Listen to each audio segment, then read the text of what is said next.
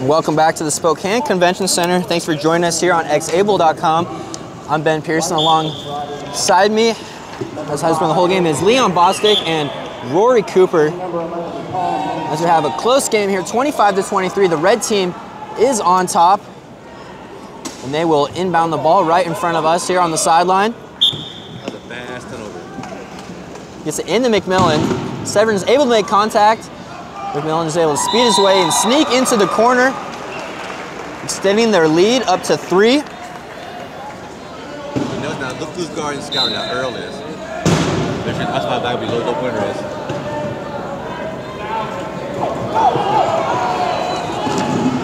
Oh, McMillan, great defense, able to slow him down. Severn gets going again.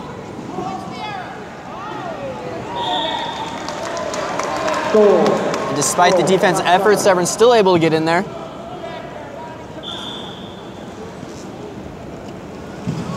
That's how Porter Earl is now, number 1. He's bad picking a 2-pointer.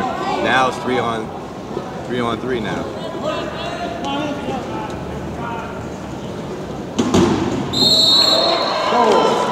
So McMillan squeezes in between Severn and Paul Mann. That's a no-go, number 10. He left the court before the score. No score.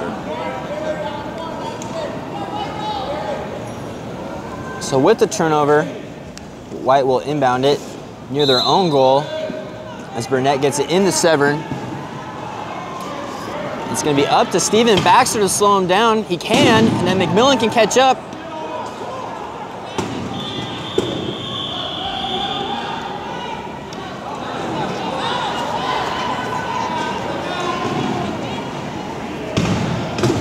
Red has 2 defenders still on the other side of the court. Jump ball.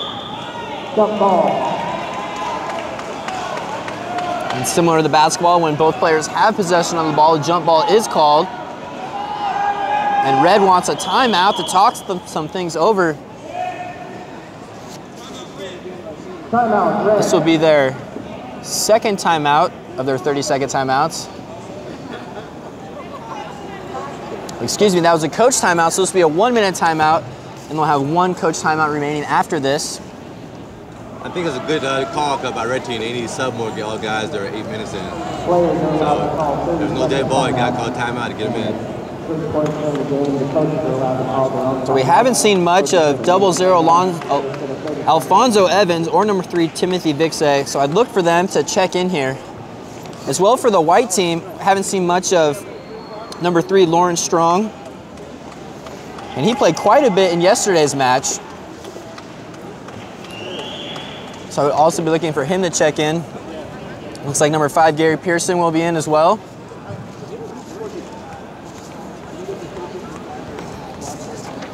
This quad rugby match is brought to you by Johnson & Johnson Healthcare Systems Incorporated. This is the second quad rugby match of the week's events. We'll have 1 more game tomorrow with the yellow team who played yesterday. We'll take on this red team we're seeing here today. That's tomorrow at 8:30, and then the championship will take place at 7 o'clock on Friday. And remember, you can watch this game and other quad rugby games at any time you want at xable.com. They're available on demand and will be archived. So watch this and some of the other sports we have been covering all week, anytime you want at xable.com. As we get set to play here, the red team gets it into McMillan. Again, you see a back pick is Alfonso Evans and number 3 Timothy Vixay. now it should be 2 men in the corners and 1 man getting a pick for Delvin right now, but it should be. So it's not used to playing with each other. They kind of look at each other like, where do I go? McMillan is in no rush. On a close game like this, he wants to make sure he takes care of the ball. Cannot afford to have a turnover here. As the song goes, time is on his side. And there he sees an opening and he gets through.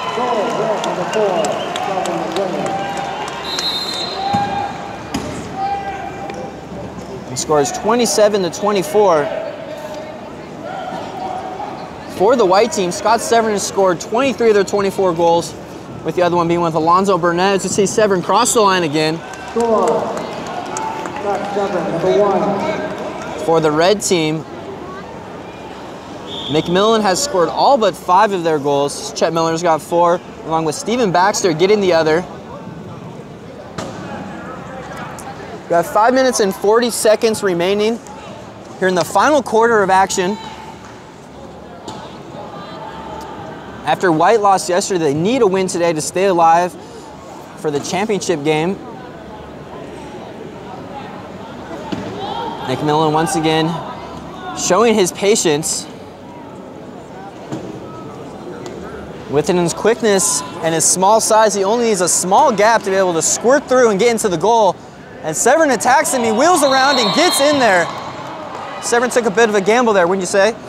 As you saw, what Earl did was he called out corner, he had his man trapped in there, and let him run right behind him.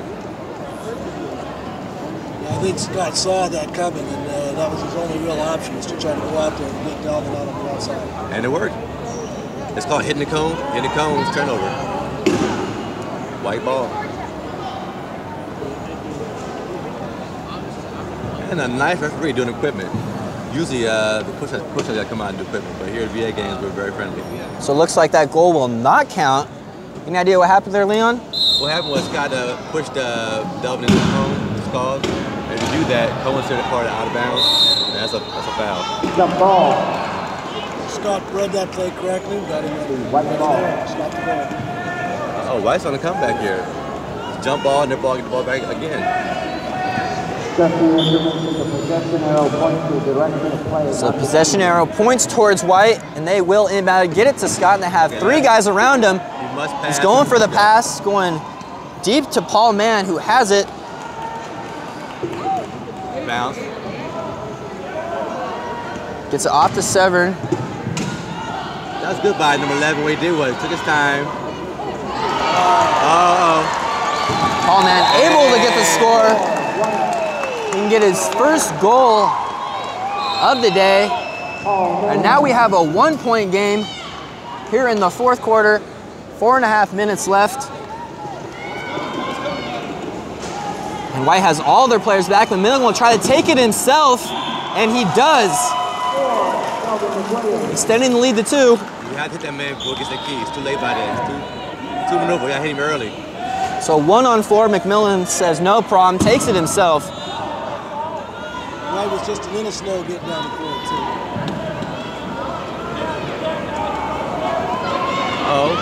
White is making picks now, making it easier for Scott. Number 5's there. He caught it.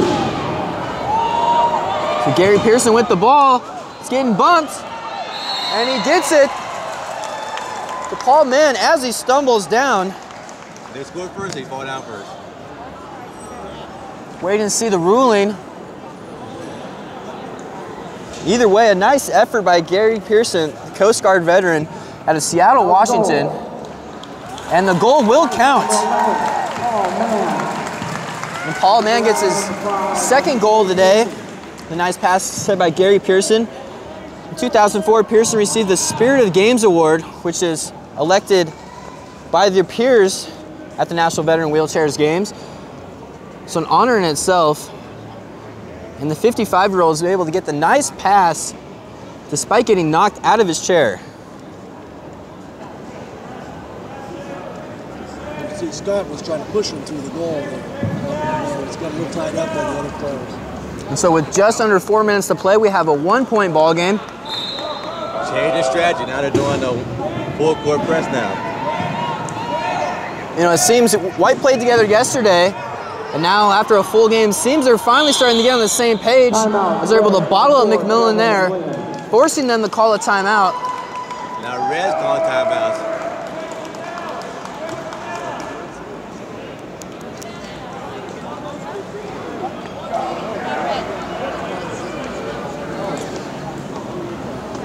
So White's got a little momentum going their way. What does Red need to do to slow that down?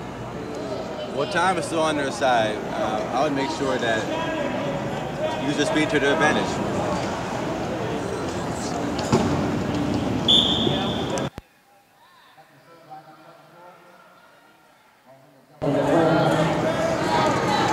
back to play. McMillan, he's got some speed ahead of him. One wheel is up, and he calls timeout again after having one wheel in the air.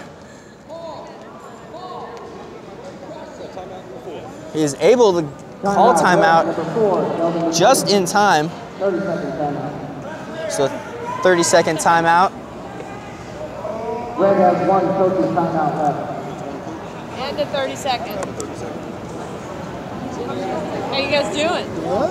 Good game. Did I pick a good You guy? like the halftime show? Yeah, this guy's like the guru of nutrition, by the way. Have you figured that out? And so both teams with one 30-second timeout and one 60-second timeout, which must be called from the sideline by a coach. We have 3.5 minutes left to play here in the fourth quarter. Score is 28-27. Red on top. Red has held the lead for the entire game. But despite that, the game has been close for the entirety. White's never been down by more than 5, I believe. And then Red was concerned about timeout because now it's only a 1-point game, so time's getting critical, points getting critical.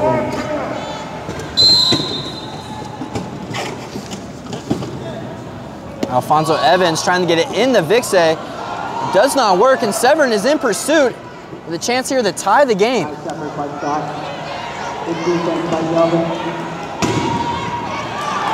And he does. So the game is tied 28-28. Tied turning there. And after Red's been up for the entire game, White with the comeback, and it is now tied as McMillan's up. Richardson goes for the screen, unable to hit Severn, but it won't matter. He was able to force Severn to elude him at least, giving him time. And Red's going to make a few substitutions here. What I was concerned about was on the White team is why not triple team Delvin? And Red will use their last coach's timeout, so they only have one 30-second timeout left as they hold a 1-point lead, 29-28. Looks like they're going to make some substitutions here. Like Todd Kemry is going to come in. So with 3 minutes left, once again we have a close game. Yesterday, after White was up by 12 points in the third quarter, they sat out Scott Severn to start the fourth, and Yellow was able to close the lead. And by the time he came back in, Yellow had enough momentum to come back and take the lead and hold on to the 47-45 victory. This time White is the one coming back, able to tie it at 28-28 before Red was able to score there, increasing their lead to 1. With still 3 minutes left, lots of time left, only a 1-point game here. We're at the Spokane Convention Center, part of the 29th Annual National Veteran Wheelchair Games. This event is being brought to you by Johnson & Johnson Healthcare Systems Incorporated. And the games, week-long games, events of this magnitude would not be able to be made possible without all the sponsors and the volunteers from the Spokane area. Nearly 3,000 volunteers have come out to help with assembly of tables with food, etc. As we are getting ready to get things going. Changing colors now. The red team's now falling back into the zone defense. And checking in for the red is Chet Miller and Todd Kemery. For the white team, they have Alonzo Burnett, Gary Pearson, Scott Severn, along with Paul Mann. And that is the last thing the white team needed as the ball bounced off of Severn, and it will go to red, and Paul Mann cannot believe it. So golden opportunity here for red. They get a break and have a chance to extend their lead by 2 as they get the ball into McMillan. He's been the fastest man on the court all day. And he gets it to Kemery, who backs into the goal. Severn tried to strip it, but was unable to. The score is 30-28. 2 minutes and 45 seconds remain. Severn's got it. Richardson tries to stop him, gets a piece of him. He's got Gary Pearson ahead of him. The 12-second clause got to be getting close. Gets it up to Mann. Gets it to Burnett. See if he can get it back to Scott. Looks like he will. Oh. And Scott gets in, keeping the score close, 30-29. There's the official's timeout. Todd Kemery has an issue with one of his straps.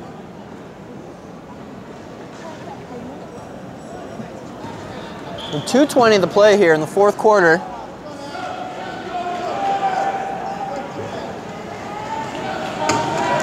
Chet Miller has it, takes the dribble. You got a 4-on-1 here. And Chet Miller will take it all the way. Coast to coast, representing Northridge. I had to give a shout out there once. I see right now the low point now boxed in Scott Severs. Green up, Delvin. White, timeout. And now White will take a timeout as their last 30-second timeout. Do not get the ball down in the 10-second allotment. You need to take a timeout to preserve the possession of the ball. If you do not get the ball... 31-29 the score.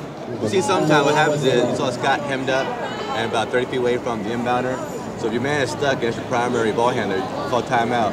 That way he can go get some water and free himself up for the next play. You can see Reds put in stronger rotation. That was White's last 30-second timeout. 1:55 to play. This game has been close for the entire way. 55 seconds. It's a 2-point game. This game can go either way very quickly. And by this point, it's no team is hiding their plan of action. It's been McMillan and Severn, respectively, for each team.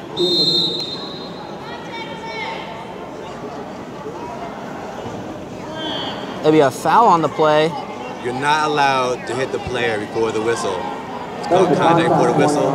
If you get two of those, it's a pounding. So that's the first one. That big hit was legal. So Paul Mann with it. He's looking for help. He's got it up. It might be too much. A good rule in rugby is always throw the ball high in the air. Line drives are hard to get. Talked about earlier, put some backspin on it. Allow some of your low pointers to be able to catch up to it.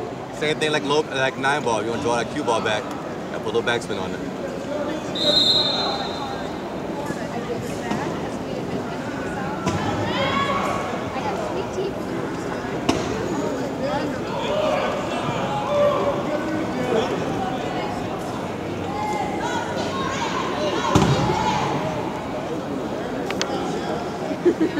McMillan's being patient here.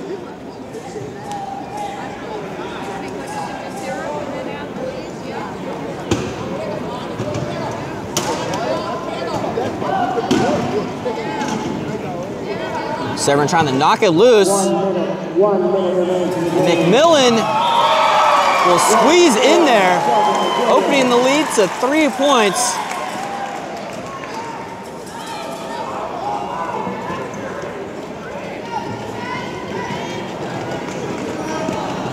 Scott Severn looks to,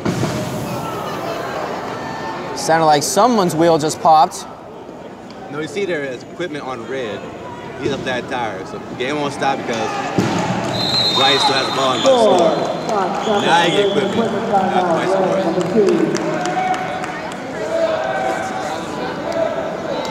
Now one of the rules of equipment timeout is you gotta get the man 3 feet around him. 35 seconds left in the game. So when you get a flat tire, always gonna have a spare tire and wheel with you.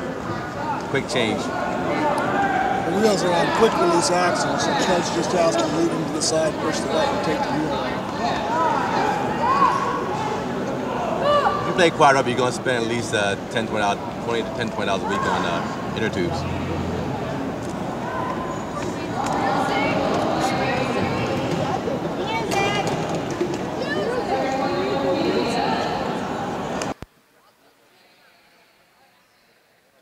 And for all you therapists out there, you see, get that man extra wheel or that lady because you're going to need it playing quad rugby. I'd like to give this time to give a quick shout out to Gary Keller, who's in the U.S. Reserves for 6 years. Here with his daughter, Shelly Mann. Just got in a car accident on June 2nd, left him paralyzed. This is his first experience with wheelchair games.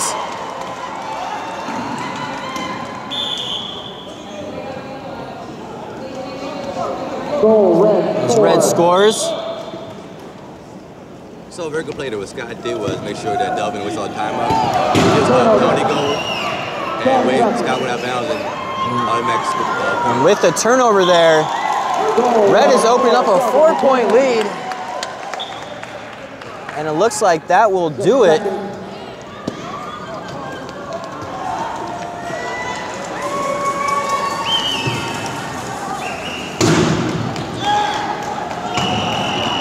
And Red will hold on the win by the score of 34-30. White was able to tie it up at 28, but Red prevails. I want to thank you for joining us here on xable.com for the broadcast of Quad Rugby. When we come back, we'll have a post-game interview with the player of the game, Delvin McMillan, so stick around for that. You're watching xable.com.